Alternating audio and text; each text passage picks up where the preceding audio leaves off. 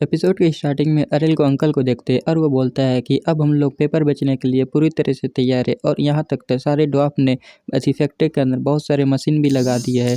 फिर इसके बाद देखते हैं अरेल को और वो बोलता है कि क्या तुम लोग सब इतनी जल्दी जा रहे हो, लेकिन तुम लोग को आए हुए यहाँ ज़्यादा टाइम भी नहीं हुआ है। ये सारे ड्वार्फ रहते हैं जो अपने होम टाउन जा रहे होते हैं। तो अरेल बोलता है मैंने सोचा था कि ये सब कंप्लीट होने के बाद मैं एक दावत दूंगा तुम लोगों को थैंक करने के लिए।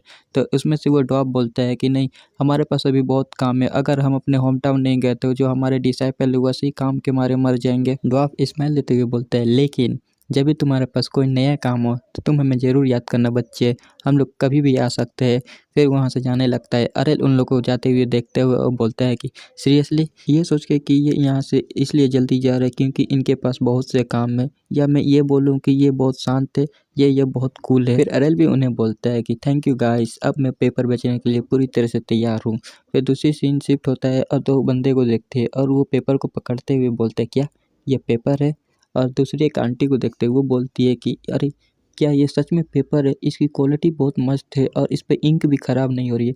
तब दो नन को भी देखते हैं और वो एक नन बोलती है इस पेपर की क्वालिटी प्राची फैमिली के पेपर से भी अच्छी है। दूसरी नन भी बोलती है कि हाँ इसकी क्वालिटी बहुत अच्छी है। और दूसरे लोग को देखते हैं वो दो लेडी को और आपस में बात कर रहे होते हैं और मोनी बोलती है मैंने सुना है कि इन दोनों एक पेपर बहुत फेमस हो रहा है और वो फाइलिया की एक स्पेशलिटी है।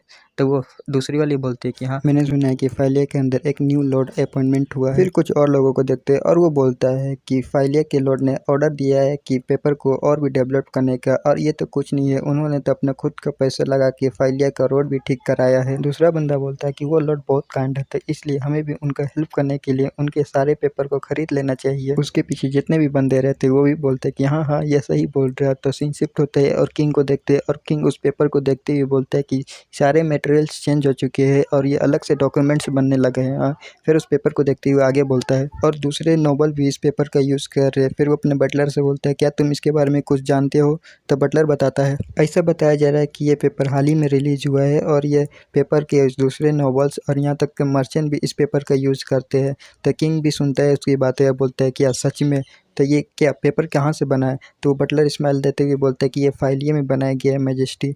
और ये सुन के वो किंग भी थोड़ा हैरान हो जाता है। फिर वो एक स्माइल देता है और बोलता है कि वो बच्चा बिल्कुल वैसा ही है वो जैसा पहले था। बटलर आगे बोलते हैं और यहाँ तक तो वो ऐसी टैक्स भी देने के लिए अब तैयार है। तो किंग बोलता है क्या उनकी फाइनेंशियल पूरी तरह से ठीक हो गई। और किंग उसकी तारीफ करते हुए बोलते हैं कि उसने बड़ी शॉर्ट टाइम में ही उसकी इकोनॉमिक अच्छी खासी बढ़ गई और यहाँ तक तो वो टैक्स देने के लिए तैयार है। ऐसा लग रहा है कि वो कह रहा हो कि जैसा मैं पहले था मैं वैसे ही रहूँगा, और बहुत सी तारीफ़ें करता है। दूसरी ओर अरेल बुक फर्स्ट क्लास पढ़ रहा होता है अपने नाक में अंगुली देख के। फिर वो बोलता है कि मुझे ऐसा फील हो रहा है कि मेरे बारे में कोई बहुत बकवास की बातें कर रहा है, और कुछ ऐसा भी लग रहा है कि वो अच्छी भी बातें कर रहा है, हालांकि मेरा ऐसा कोई इंटेंशन भी नहीं है। और वो जूस के ले रहा होता है और पीते हुए आगे बोलता है, जूस पीते हुए बोलता है लेकिन जो हो मैंने बहुत सारे पेपर बेचे और मेरे पास बहुत पैसे है, अब मैं इसके फुल मज़े उठाऊँगा। और सीन शिफ्ट होता है और कोई बोलता है कि जैसा कि मेरे कॉमरेड से उम्मीद थी, उसने बहुत अच्छे बनाया है टी। ये फर्स्ट फ्रेंड्स रहते हैं और बोलते हैं चाय पीते हुए, और इसकी स्मेल भी बहुत अच्छी है और ये बिल्कुल डिफरेंट है जो मैं पहले चाय पीता था। मदर, कि आपको नहीं लगता है कि ये बहुत अच्छी चाय है। तो उसकी मदर तो अलग ही नशे में रहती है। फिर वो एकदम बोलते हैं कि हाँ हाँ तुमने शायद अभी नोटिस किया। सबसे छोटे प्रिंस अरेल ने उस कोट के बदले रिटर्न में ये कुछ चाय और कुछ स्नैक्स भेजे हैं। तो वो उसकी बात सुन के वो किंग ने प्रिंस बोलता है कि ओह ऐसा है जैसा कि एक्सपेक्टेशन था, और यहाँ तक मैंने ये भी सुना है कि वो फाइलिया के अंदर उसने बहुत तरक्की की है। उसकी मदर भी चाय को पकड़ते हुए बोलती है कि हाँ मैं इसके लिए बहुत खुश हूँ। तभी वो प्रिंस बोलता है मदर कि आप बहुत परेशान दिख रही है, क्या आपको कुछ हुआ है। उसकी मदर बोलती है नहीं ये कुछ नहीं है, ये बस ऐसा कुछ सामान है जिसको मैं पसंद नहीं करती हूँ, उसका रंग फीका है और उसकी कोई क्लास भी नहीं है। और ये कुछ ऐसी सामान के बारे में बता रही होती है, बोल रही होती है अरेल के बारे में, लेकिन उसको कंपेयर कर रही होती है सामान के बारे में और बड़ी गुस्से में बोलती है वो एक ऐसा सामान है जिसे मैं चाह के भी नहीं फेंक सकती। तब प्रिंस उसकी बातें सुनते हैं, बोलते हैं ओह ऐसा बात है, तो अगर आप उसे नहीं फेंक सकती है तो उसे आप एक ऐसा जगह पर रखिए या आप उसे गोदाम में रख दीजिए जो आपकी नज़र में ना आए। तो प्रिंस मतलब वो क्वीन बोलती है मैं ऐसा करना तो चाहती हूँ और मैंने ऐसा किया भी, लेकिन मैं उसको चाह के भी वो मैं उसे अनदेखा नहीं कर सकती, वो मेरे नज़र में आ ही जाता है कभी ना कभी। और वो चाय में भी अरेल का शक्ल को देख रही होती है, भाई कोई इतना भी जल सकता है। फिर वो क्वीन बोलती है अपने बेटे से, एनीवेज इसे जाने दो, ये कुछ ऐसी भी बात नहीं है जो इसके बारे में तुम सोच के चिंता करो। और जो मैंने तुम्हें शॉट दी थी क्या तुम्हें वो पसंद आए? तो थी प्रिंस बोलता है कि ऑफकोर्स, क्या ये वो शॉट नहीं है जिसने डॉफ ने बनाई थी, और इस शॉट को लेके मैं अपने स्किल को अच्छे से दिखा सकता हूँ और वो शॉट बहुत अच्छी है। आपका थैंक यू मदर, आपने वो शॉट को मुझे दिया। तो क्वीन वहाँ से उठते हुए अपने मन में सोचती है कि ऑफकोर्स वो इतनी अच्छी शॉट क्यों नहीं हो सकती, क्योंकि मैंने उस पर बहुत पैसे खर्च किए हैं और वो उतने पैसे में तुम्हें 3 लग्जरियस मेंशन बना सकती हूँ, लेकिन मैं वो तुम्हारे लिए सिर्फ बनाई हूँ, शॉट को खरीदी हूँ। फिर क्वीन अपने बेटे के पास जाती है और उसे पकड़ती है और बोलती है कि तुम एक प्रिंस हो जो फ्यूचर में जाके एक किंग बनने वाले हो, तो इसलिए मैंने तुम्हें वो स्पेशली शॉट तुम्हें दिलाई है और तुम्हें अपने माइंड में सेटअप करके रखना चाहिए कि तुम्हें एक किंग बनना है।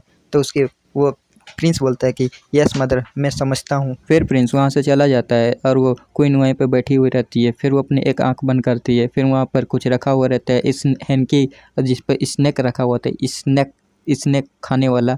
और वो बोलती है कि कोर्ट के बदले रिटर्न, यह सोच के कि उसने फाइलिया के अंदर कुछ ऐसा बनाया होगा, अगर मैं उसे हटा भी देती हूँ तो वो लोग मेरे ऊपर मजाक उड़ाएंगे, और उस पूरे खाने को ही फेंक देती है और बोलती है कि मैं उसे देख लूँगी। फिर वहाँ से जाने लगती है और कहानी सुनाने वाला आता है, बहुत दिन बाद आया है और वो बताता है इस क्वीन का रियल नेम है एर्लिया प्राचे, और एर्लिया फैमिली वो एक ऐसी फैमिली है जो पेपर का बिजनेस करता था, एक्सपोर्ट करता था, और ये बहुत गुस्से में रहती है। फिर कहानी सुनाने वाला आगे बोलता है किंगडम के बाहर 2 टाइप्स के पेपर यूज होते थे, एक मार्ले एम्पायर का पेपर और एक ईस्टर्न कॉन्टिनेंट का पेपर।